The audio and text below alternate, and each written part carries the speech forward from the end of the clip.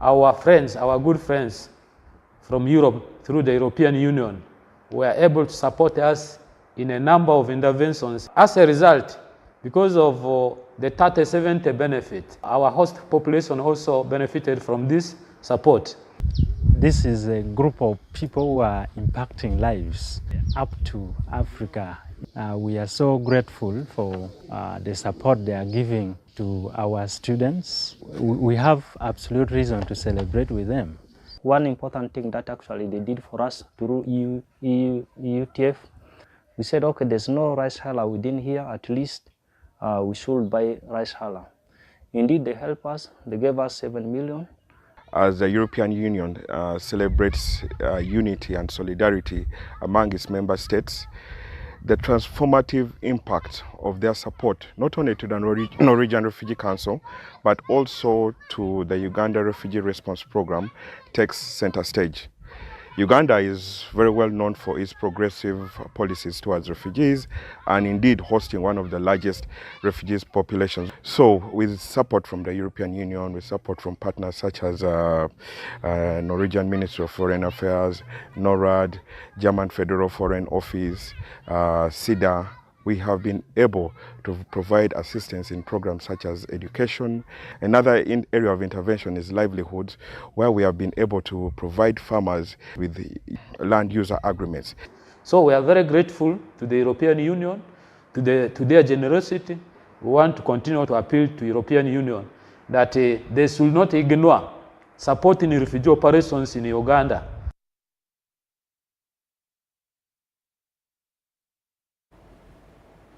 Yes, that is our story concerning leaders in Yumbe district who have applauded the support by the European countries in the refugee response of Uganda. Now we take you to our other news. In a groundbreaking move, NCBA Bank and the National Forestry Authority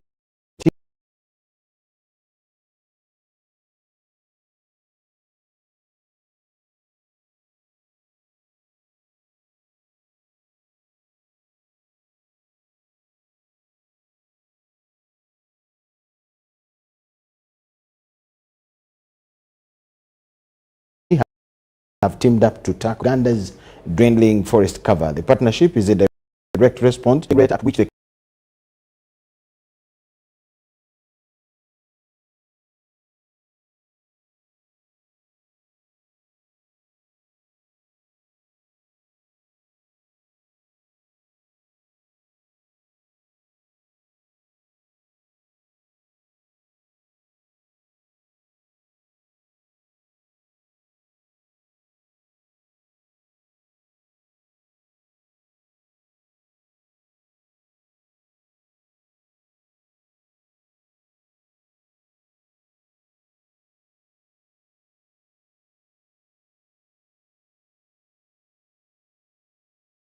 emphasizes sustainable practices and eco-friendly alternatives by greening their supply chain and minimizing environmental impact.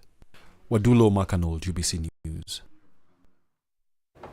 The High Court sitting in Mayuge has convicted 2 male adults for vandalizing electricity infrastructure, causing loss to the government of Uganda and antagonizing national development programs. The court judge, Justice Harriet Atimo Okello, presided over the case.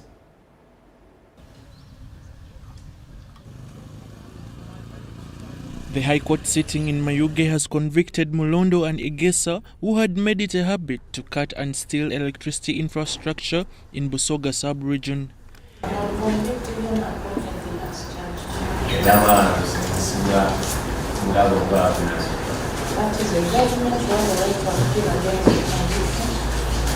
The High Court Judge, Justice Harriet Atimo Okello, presided over the court issue.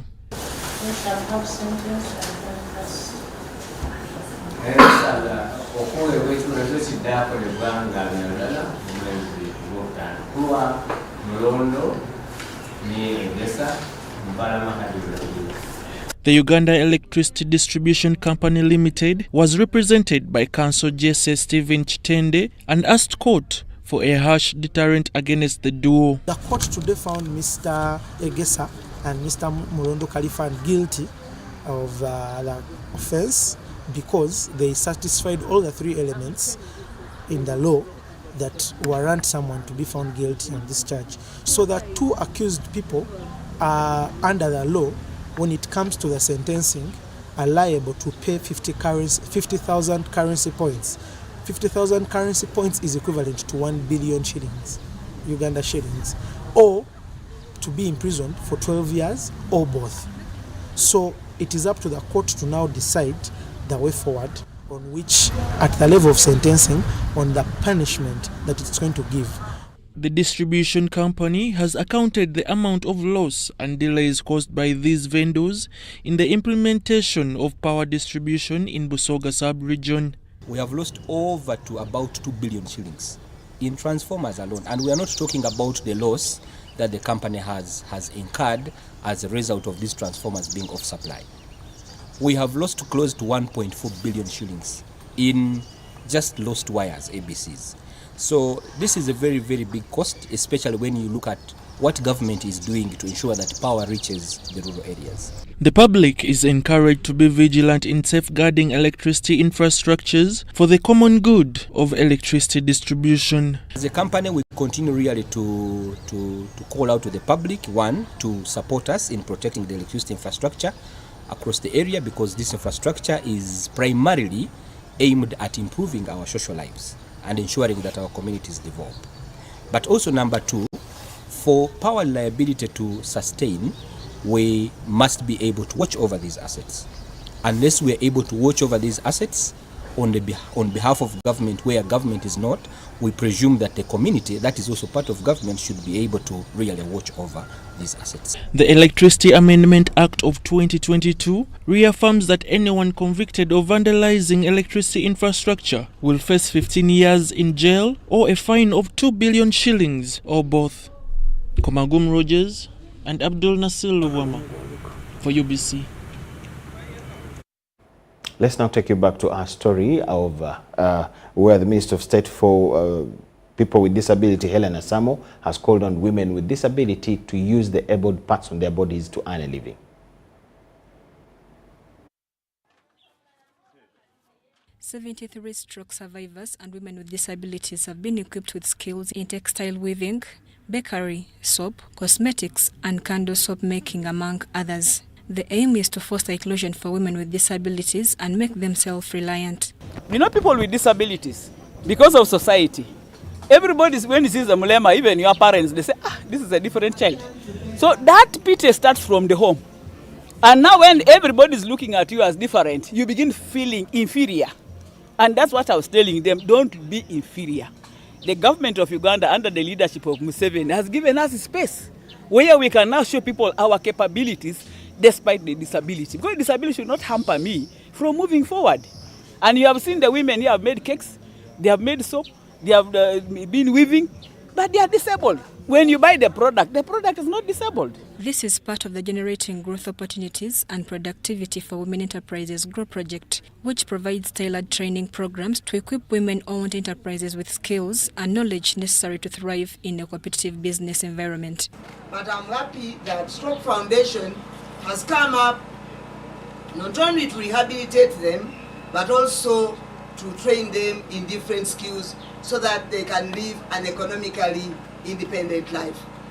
For some people who have not lived with a disability, they will not know how a person who has been living a normal life and then gets a stroke and then you go into this life of ours, how you would feel. And most of the time, your families may neglect you. So it is good that PSFU, World Bank, Minister of Gender and others are coming up to rehabilitate these people. Through this project, women entrepreneurs will be assisted with registering their businesses with the Uganda Registration Services Bureau at no cost. In order for you to qualify to be referred to as a woman in business, you must be running a business. In order for you to attract other opportunities and for you to scale, for example, you must have a bank account. In other words, you have to have registered your businesses. So which is why you see, while we are doing the training at this level, we are also partnering with Uganda Registration Services Bureau to help these women do what? Register their businesses. But two, the GROW project has several instruments and products to enable the women access capital. The partnership between URI and PSFU under the GROW project signifies a concerted effort towards empowering women entrepreneurs to foster economic empowerment and create a conducive ecosystem for sustainable women business growth. It's not just about acquiring new skills. It's also about empowering you to overcome challenges, seize opportunities, and realize your full potential.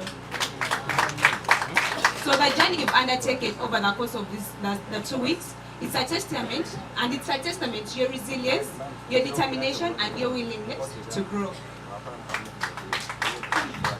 I urge you to continue building on the foundation laid during this program and to remain curious, open-minded, and committed to lifelong learning. Learning. Mary Namkose, UBC News.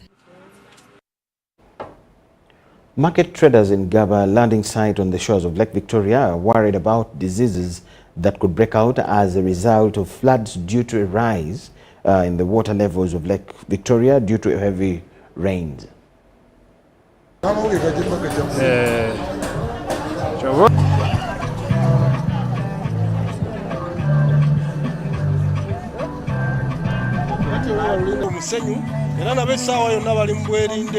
Era tuyinza okuba nga tuli wano essaawa eno empewo n'ogiraba ng'efuuwa bweti omusenyu gwabwe yinza okufuuwawo ne gukola ki era essaawa zino jjo empewo yagessezzaamu ku lutindo oluli olw'essayidi eri lwonna n'erubuna bweti so kitegeeza essaawa yonna nawo gayinza okubagobawo ne baba nga tebakyakolera okulaga embeera n'engeri abadde batambulamu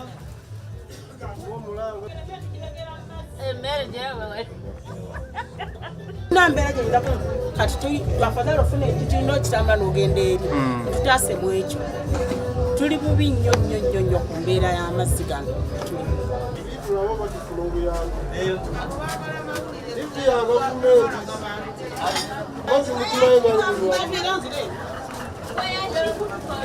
Resident of Gaba, the major problem we are facing is the floods, and we are asking the government to help the vendors who are working in the market. We have even a village, part of our village called the Katogos zone is filled with water. The situation is really alarming. If you find somebody who is staying in Kololo, if he's to live in Gaba for 2 days, immediately he has to fall sick.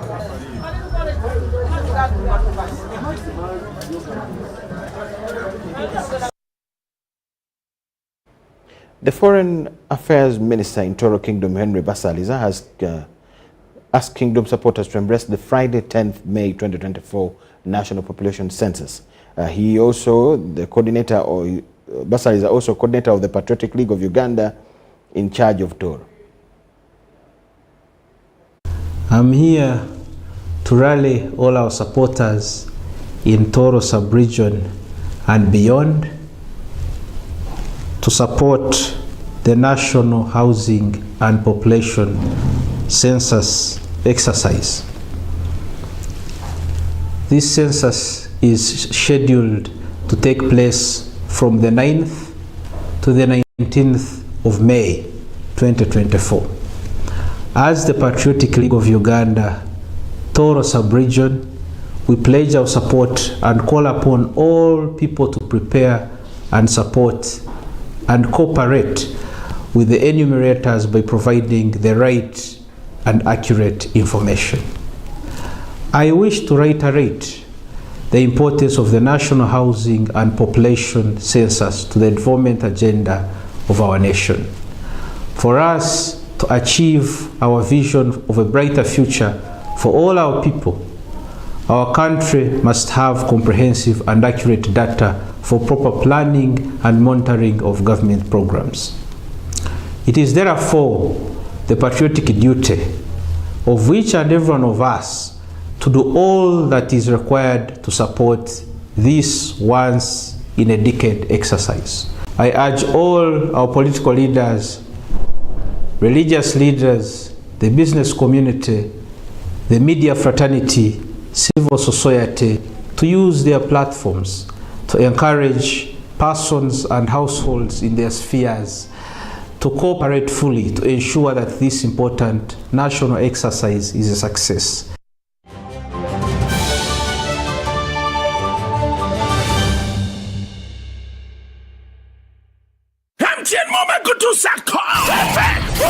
Live in concert kujahazi PM nyonyo mo hip hop kunarubale Kurokanga 18 Mei 2020 ena fefe bosi weekend kama koma rapo na nyina freestyle jangola bomwana wakulu kutebika munganiga sasa liva muchamba misana na chidonga tuli marapu melele kokinga mtwale bidi vya mtwale tano emeza kakande emeza vya milioni satu downloading MTN Momo hapa osaliwe kebitula tano kubuli chikumi kutiketi woguli kwa MTN Momo tiketi gula mtwale gumo ade VIP ebidi chitundu tulina de bote cruise. See you looking beauty. Mitedwa musente MC MTN Momo give our establishment the angry management. Gear up, grab your running shoes and join the race for life. Run 42-21 of 5 kilometers to equip Kisoro Hospital's very first ICU. Then, after the finish line, groove all night at the ultimate dance showdown with DJs and performers from Uganda and Kigali. Secure your sport at virungamountainmarathon.org and be a part of history. Save the date, June 1st, 2024 at Shaza Ground, Kisoro Town. Race for a cause. Run for life.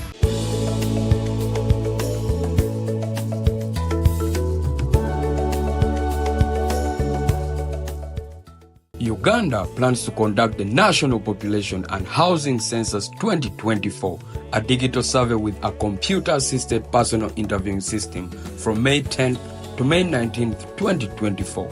The census intends to collect accurate information on Uganda's population and housing characteristics, which will help in resource allocation, policy formulation, and development planning.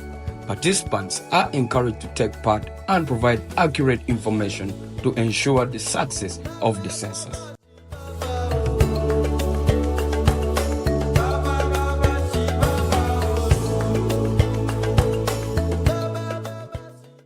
Abanyakampala na Uganda Yuna.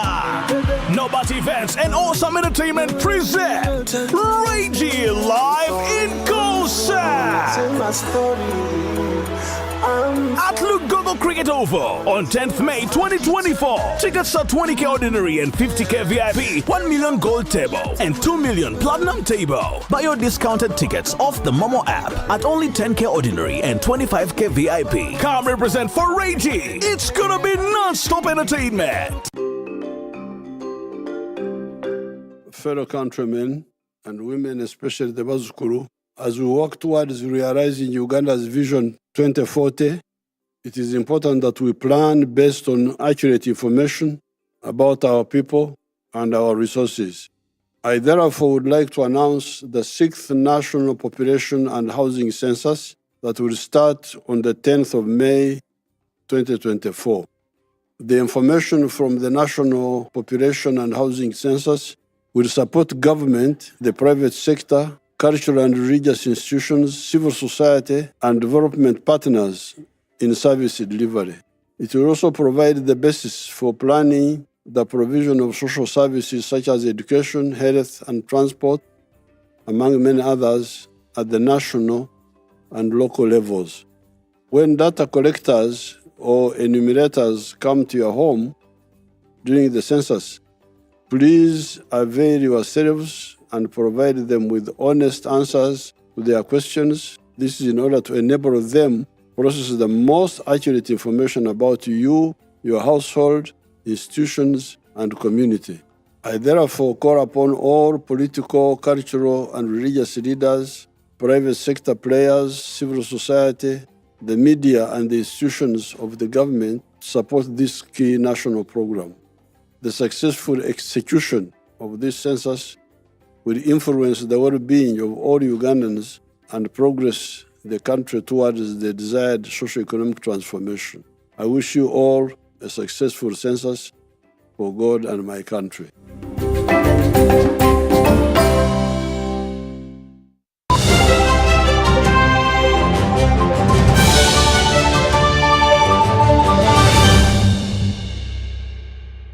Business news tonight. Uganda Business and Technical Examinations Board has embarked on training assessors and verifiers from different vocational and technical institutions across the country. The Deputy Secretary Examinations Management, Dr. Nahamia Wilfred, wants technical vocational education training institutions to embrace competency-based assessment to compete on the labor market. Uganda Business and Technical Examinations Board training of assessors and verifiers is to translate into production of quality, competent, dynamic and innovative graduates. At least 143 trainees have undergone a 2 weeks training at Lunyazi Institute of Technology in Wakiso District, courtesy of UBTEB and various industries. The Uganda Business and Technical Examinations Board Deputy Secretary Dr. Nahamia Wilfred said that trained assessors will raise the level of quality of skills provision and build capacities between training providers and industry players. When we set out as a board target of raising up to 1,000 assessors, and we have been going in training, we've been taking them through certain procedures, certain quality standards that we feel they must adhere to our assessors. Nahamia wants all vocational and training institutions to embrace competency-based assessment and urges the trainees to transfer the skills acquired to other colleagues in their places of work.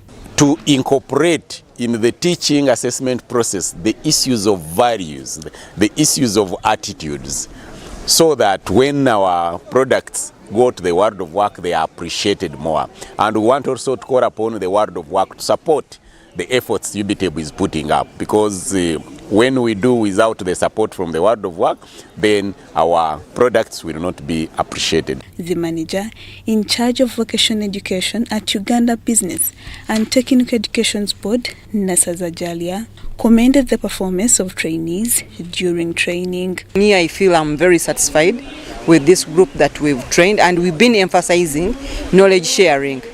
So what we are going to do, we are going to be doing emphasis. When we go, we shall conduct Zoom meetings to make sure that what we've trained really gets into practice, and make sure that we improve and create a multiplier effect. On behalf of the trainees, Daisy Abba hailed Uganda Business and Technical Education Board for their training that has helped them to understand how assessment tools are aligned with competency-based programs. Learning never stops. As long as we are open to learning, we'll never stop learning. And on that note, I'm not going to go through all that we went through because Madam Jani already shared. On behalf of the participants, I would like to say thank you very much for the opportunity that we have had to add on what we already have. It is not. So far, Uganda Business and Technical Education Board have trained a total of 904 assessors and verifiers in partnership with the industries, which is close to the target of 1,000 assessors. These qualified professionals can handle properly the formative and summative assessment. Lydia Chomkama and Henry Muganga, UBC News.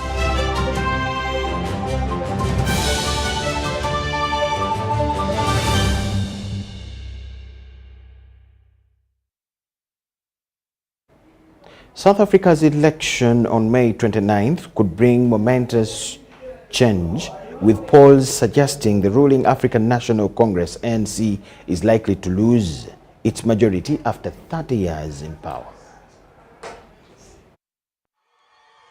South Africa's election on May 29 could bring momentous change. Polls suggest that the ruling African National Congress is likely to lose its majority after 30 years at the helm. So who are the parties vying for power in South Africa's 2024 election? The ANC enjoys rock-solid loyalty from many black South Africans, especially older voters. Its heroic past as a liberation movement helped end the apartheid, and it has won a majority in national elections since 1994. However, in recent years, its support has dwindled. If the polls are correct, the ANC is on course to lose its majority for the first time since it came to power, raising the possibility of coalition talks.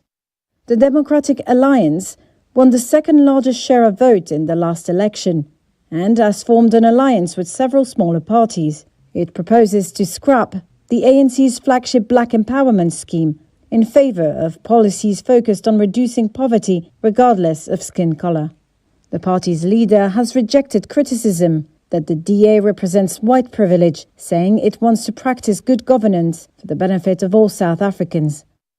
Formed in 2013 by Julius Malema, a former leader of the ANC's youth wing, the EFF draws its support predominantly from voters who are young, poor and black.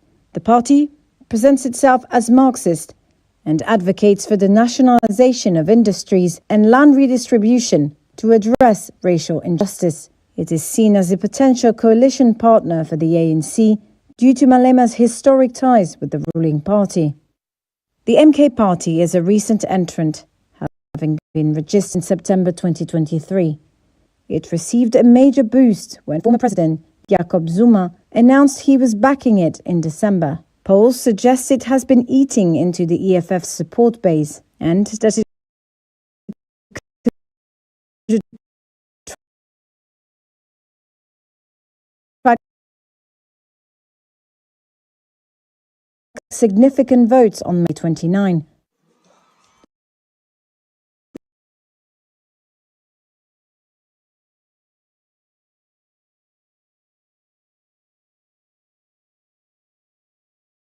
In 2020, Action SA is popular in the country's richest province of Gauteng, where the commercial capital Johannesburg is located. Its leader, Herman Mashaba, was once the city's mayor.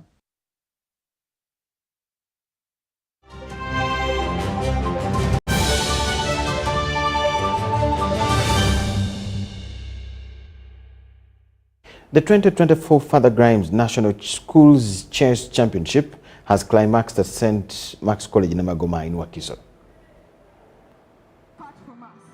After 3 days of thrilling action, the 38th edition of the Father Grimes National Schools Chess Championship has concluded at St. Mark's College in Namagoma, that has raised the bar as a host. Such events are not only to hone the talents of the young ones, but we use events to select the talented players and take them to represent the country at events that will be upcoming. It was a championship that brought together a record 161 teams from 83 schools from across the country. It was truly a delightful experience witnessing the return of the founder school Namasagali College to the event, marking the end of an absence spanning more than 15 years. Equally deserving praise were the remarkable newcomers Holistic Junior School from Mitoma, who left an indelible impression with their exceptional performances in the primary categories. The competition was played in the 4 categories of Secondary Open, Girls Secondary, Primary Open and Primary Girls. In the Secondary Open category, St. Mary's College Kisubi eclipsed all others with 24 points after playing 9 rounds and losing just once to Ntare School A. Along the way, the team of Pido Edwin, Kalemasa, Muruhura Rick and Paul Musasizi beat Lubiri, Busoga College Mwiri, Katikamu, Jinja College A and B, Kira College Butiki, and ended with another victory over St. Henry's College Chitovu. Our third Father Grimes Chess Championship. In the first one, we were not able to win, same for the second championship. But in the third one, which is this one, we were able to finally take the trophy back to our school. And we are very happy. And next year we can win it again. The 2 chess giants from Jinja, Kira College and Jinja College School achieved an admirable joint second position, both collecting a commendable 22 points. However, after a tie-breaking process, Jinja College School gracefully settled into the third position. Meanwhile, King's College Budo secured the fourth position and Caltech Academy proudly claimed the fifth position. In the secondary girls category, Emanuela Akot, Hailey Micheal, Josephine Najemba and Sarah Nakalyo were ensured St. Andrew Kagwa Gombe A of Kawala defended its crown unbeaten with 25 points. Last year we took the trophy, but it was not as hard as this one. Yes, but our director got us, together with the sportsmaster, got us an external coach, CM Musasizi Emmanuel, that helped us really strong, and that training is done that has enabled us to win the trophy again. In the primary open category, Sister Miriam Dagan Primary School Kamocha with players like Ronald Duabwire, Alvin Muhirwa, Daniel Odokonyero and Julieta Saba played and won 9, including a memorable 4-0 round 4 victory over second-placed KCCA Primary School Kamocha. To come and compete actually in such a prestigious tournament with those actually who are so much well facilitated, but because of chess and their resilience, they have reached this far, and I believe they are going to go higher. I'm exceedingly proud, and according to what you asked me, you see that we are here, and we need hope to go very far because of this game of chess. This chess is helping these kids have opportunities. Some of them are right now on bursaries, and I know with such schools, when they come here and they get exposed, they will have a benefit of academic excellence, because it's the reason why I took this game in the ghetto, so these kids can have a future through academics. Peak Primary School A finished third in this primary open category with 19 points. Yeah, we lost to KCCA and St. Mariam. That loss gave us a bit of a setback, but we kept on fighting and we finished third. We tried to forget about the losses and focus on the next games so that we have a chance of at least getting on the podium to at least get some medals. In the primary girls category, Peak Primary School A dominated from start to finish in the 8 rounds and garnered 24 points after victories over others including Naminembe Parents, Hoima Kigaga, Savio Junior A and B, and Busega Preparatory. Team played well. Results are 3-1, 4-0, 3-1, 4-0 until the end of the tournament. And I won all of my games, and I think the team performed well. What follows on the Uganda Chess Federation calendar is the Sedgewood Open Championship, which is the first Grand Prix event and is expected to attract the nation's top players.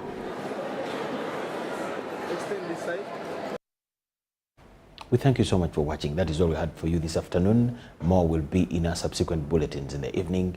Thank you so much for watching.